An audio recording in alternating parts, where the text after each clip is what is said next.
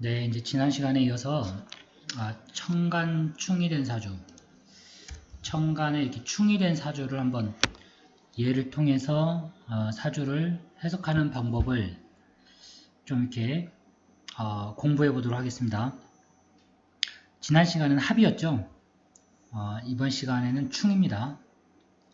일단 기본적으로 충의 의미를 좀 되짚어 봐야 되는데, 우리가 지난 시간에 했던 내용은 제가 빼고 다시 이렇게 말씀을 드리면, 일단은 합은요, 합은 음과 양이 전부 만나는 거기 때문에 유정하죠. 유정해서 끈끈한 거예요. 끈끈해서 뭔가 이어지는 거죠. 그 이어지는 속성, 그게 합입니다.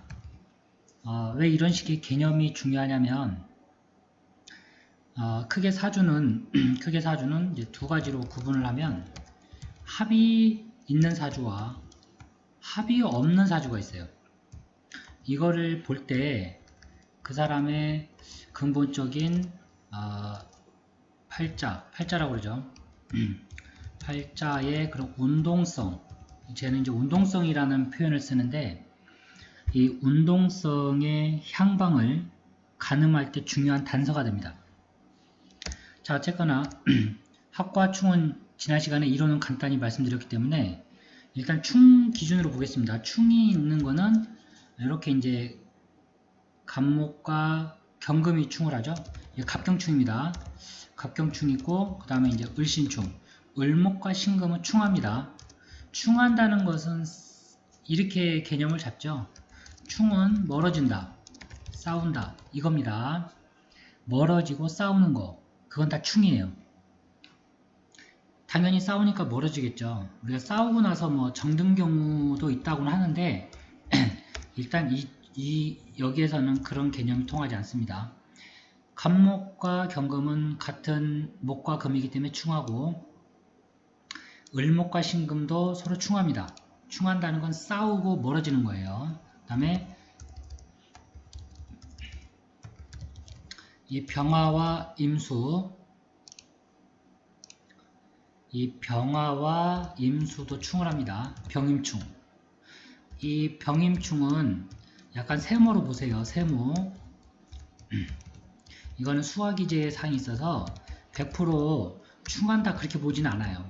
하지만 그 기세에 있어서는, 즉 기세에 있어서는 싸우는 게 틀림없습니다. 이걸 이제 해석하는 방법이 따로 있는데, 보통은 병임충은 육친관계, 우리가 술이 욕친이라고 그러거든요. 나를 기점으로 부모, 형제 또는 가족, 부부를 판단할 때는 충으로 봅니다. 그래서 어떤 뭔가 대립되어 있는 형상이에요. 여기에 이제 정계충이 있죠. 이렇게만 보겠습니다. 그래서 정화와 또 계수는 또한 충하죠. 싸우는 거 보면요, 전부 금과 목이 싸웁니다. 그리고 수와 화기 싸우죠. 화가. 혹자는 이제 뭐 무기충 뭐 이런 얘기를 하는데, 꼭 거기 그렇게까지는 볼 필요가 없는 것 같아요. 실제 통변에서는 그게 뭐 이렇게 중요하지 않습니다. 자, 이 충 중에서 오늘은 제가 이제 갑경충이라는 갑경충 이 사주를 가지고 왔는데, 이 사주를 보죠. 이 사주는 천간에 보면 갑인년, 경월, 갑오일, 무진시에 태어난 남자의 사주인데, 천간을 보면요, 정간이 바로 갑경충이 있죠. 자, 이 갑경충도 일단은 갑목과 경금이 싸운다고 보세요. 그러면 이걸 일간인 갑목은 경금과 충을 하죠. 경금과 충을 합니다. 그래서 해석을 할 때 일단 관성과 충을 하기 때문에요, 갑목에 경금이 달려있게 되면 이게 관과 내가 싸우는 거예요. 관과 내가 싸운다, 대립하고 있는 거죠. 관과 내가 싸운다라고 하는 게 과연 무슨 이야기인가 한번 생각해 볼 필요가 있는데, 쉽게 얘기하면 5월이니까요. 5월이라고 하는 것은 이제 망종, 그리고 하지가 있는 계절이죠. 그래서 하지, 여름이 가장 더운 계절입니다. 더운 계절의 간목이 월간의 경금이 있게 되면요. 이거를 일단은 돌멩이로 보세요. 돌멩이 자갈. 제가 잘 쓰는 말입니다. 그냥 돌멩이 자갈. 그다음 우박 서리 같은 건데 우박 서리 같은 거죠. 그러면 왜 이런 식으로 여기에 하나 더 들어가죠. 돌멩이 자갈, 우박 서리. 여기에 반드시 5월에는 경금을 열매로 보십시오. 열매 과실수 나무예요. 그래서 5월 자체가 화가 사령하는 계절이기 때문에 화가 임금입니다. 화가 임금이라고 제가 말씀드렸죠. 화가 임금이면 주변에 있는 7자는 신하라고 제가 말씀드렸습니다. 신하. 신하가 건실해야, 튼튼해야 한 나라가 번영을 이루듯이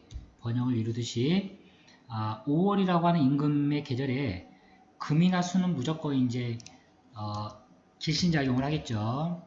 그래서 이런 신하들이 든든히 있어야 됩니다. 그래야 태평한 나라가 되겠죠. 이런 식의 어떤 그림을 그리는 게 좋을 것 같아요. 자, 그래서 5월의 간목은요, 월간의 경금이 있게 되면 이걸 열매로 보기 때문에 열매 플러스 우박으로 보죠. 그래서 이때는 열매와 우박이 같이 있는 형국이기 때문에 귀는 약하다. 여기서 말하는 이제 귀는 명예를 나타내는 겁니다. 귀는 약하다, 명예는 조금 이제 적어지겠죠. 왜? 우박 맞았으니까. 두 번째, 단, 재산이죠. 열매는 무조건 재산입니다. 나무에 달린 열매는 무조건 재산이다. 그렇게 보시면 돼요. 그래서 저 경금의 향방이 아주 이사주에서는 키가 되는 겁니다. 키. 그래서 이사주는 이제 재산이 있다라고 판단을 하고 들어가죠. 왜?